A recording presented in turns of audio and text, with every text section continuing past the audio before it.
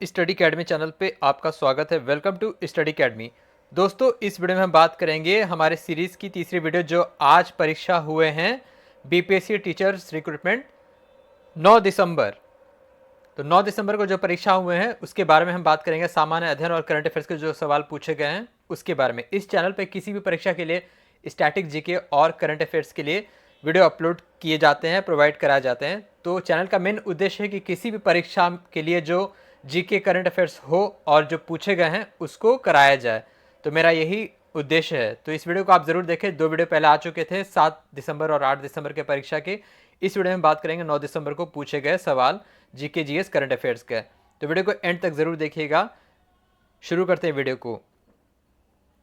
पहला सवाल है, जो पहला सवाल था, देखिए मैं चाहता तो क्वेश्चन पेपर के डायरेक्ट फोटो से ही क्वेश्चन आंसर कराता, लेकिन मैंने अलग से आपके लिए बनाया है, मतलब कि अलग से उसको अलग फॉर्मेट में बनाया है। तो गणतंत्र दिवस 2023 के मुख्य अतिथि कौन थे? मुख्य अतिथि कौन थे? इसका सही जवाब होगा option A, Abdul Fattah al Sisi. ये चीफ गेस्ट थे। ये इजिप्ट यानी कि मिस्र के राष्ट्रपति हैं। राष्ट्रपति हैं इजिप्ट के, मिस्र के राष्ट्रपति अब्दुल फतेह अल सीसी ये मुख्य अतिथि थे गणतंत्र दिवस 2023 में।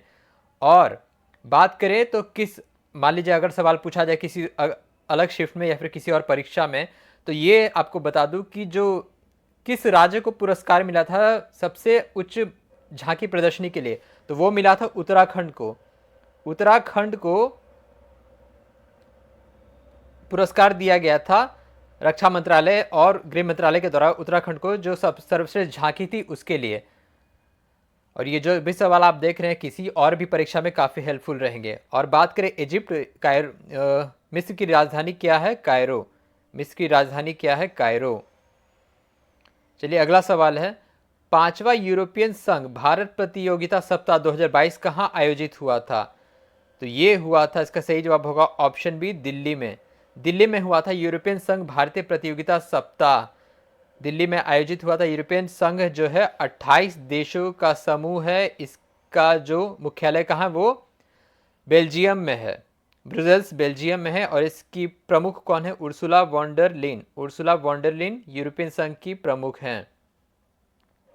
नेक्स्ट है, आदित्य L1 मिशन 2 सितंबर 2023 को लॉन्च किए गए, इसके परियोजना निर्देशक कौन है? परियोजना निदेशक, मिशन डायरेक्टर कौन है? इसका सही जवाब होगा निगार शाहजी हैं। निगार शाहजी इसकी परियोजना निदेशक हैं। और चंद्रयान-3 के कौन थे रहे? पी वीरुमुथेवल। चंद्रयान-3 के पी वीरुमुथेवल रहे थे।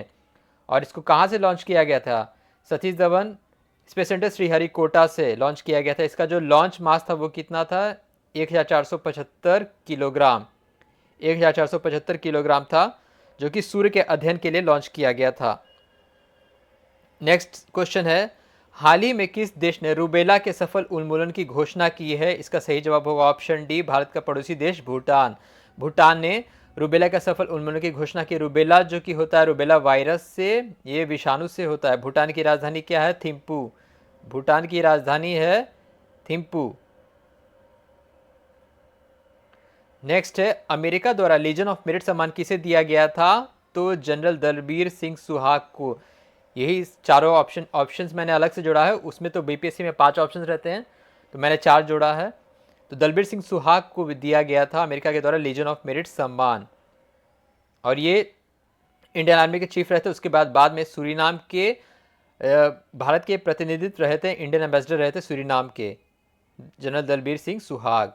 नेक्स्ट है, निम्नलिखित में से कौन सा युवा वलित पर्वत नहीं है? युवा वलित पर्वत नहीं पूछ रहा है, तो ये भी नहीं है, ये भी नहीं है। इसका सही जवाब होगा ऑप्शन सी, उपयुक्त एक से अधिक, more than one of the above.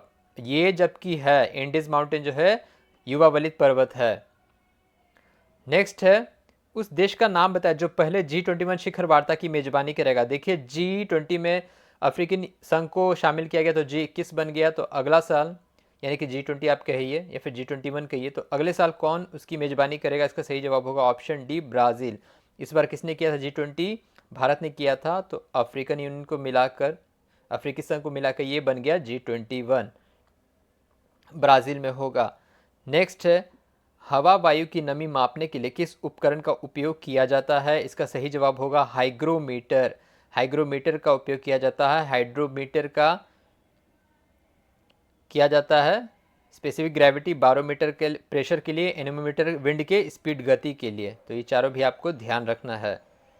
Next है, निम्न में से कौन सा भूमध्य सागर से भारत के उत्तर पश्चिमी भाग की ओर चलती है? का सही जवाब होगा ऑप्शन सी, पश्चिमी विक्षोभ यानी कि वेस्टर्न डिस्टर्बेंस। वेस्टर्न डिस्टर्बेंस यानी कि पश्चिमी विक्षोभ इसको कहते हैं। भूमध्य सागर यानी कि मेडिटेरेनियन सी से भारत के उत्तर पश्चिमी भाग की ओर चलती है।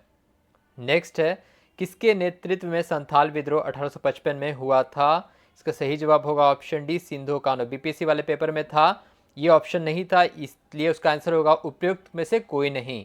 ठीक है, तो मैं चाहता तो क्वेश्चन पेपर से ही डायरेक्ट कराता। तो इसका आंसर होगा, आंसर आपको बताने के लिए मैंने इसको ऑप्शन में जोड़ा है, सिंधु कान्हू।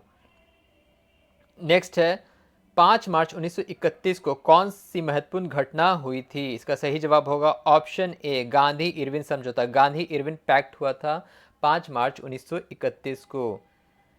देखिए, बिहार से संबंधित इतिहास ज़्यादा पूछे जा रहे हैं और स्पेशली जो मॉडर्न हिस्ट्री था, आज़ादी का जो 1857 के बाद का था, उससे ज़्यादा पूछे जाए सवाल। बिहार यूथ लीग का गठन कब हुआ था? इसका सही जवाब होगा ऑप्शन बी, 1930। 1930 में बिहार यूथ लीग का गठन हुआ था। नेक्स्ट है, पूना समझौता पर कब हस्ताक्षर हुए थे? इसका सही जवाब होगा ऑप्शन डी, 24 सितंबर 1932।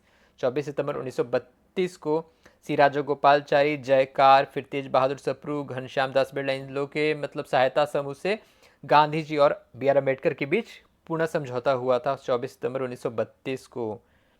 नेक्स्ट है, 1857 के विद्रोह में बिहार का नेतृत्व किसने किया था? इससे हर शिफ्ट में सवाल पूछा जा रहा है। मैं आपको बता रहा हूँ, 1857 वार ऑफ इंडिपेंडेंस से हर शिफ्ट में 2-3 सवाल पूछे जा रहे हैं। ये बहुत अच्छे से आप रट लो।